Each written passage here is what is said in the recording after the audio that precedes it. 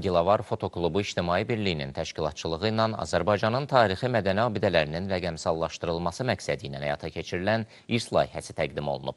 İştirakçılara irs.gilavar.az veb saytının və İrs mobil tətbiqinin funksional imkanları nümayiş etdirilib, platformadan istifadə qaydaları barədə ətraflı məlumat verilib. Layihənin ilkin mərhələsində Qarabağ və Şərqi Zəngəzurda yerləşən tarixi mədəni abidələrin fotoqrafik sənədləşdirilməsinin həyata keçirildiyi bildirilib. Növbəti mərhələdə isə ölkənin qərb bölgəsində Ağstafa, Tovuz, Gədəbəy və Goranboy rayonlarında foto çəkilişlər aparılıb, tarixi, memarlıq və arxeoloji abidələr barədə məlumatlar toplanaraq məlumat bazasına əlavə edilib. Platformada abidələr, regionlar və kateqoriyalar üzrə təsnifatlaşdırılıb. Layihə Mədəniyyət Nazirliyinin dəstəyi ilə keçirilən xüsusi qrant müsabiqəsi çərçivəsində həyata keçirilib.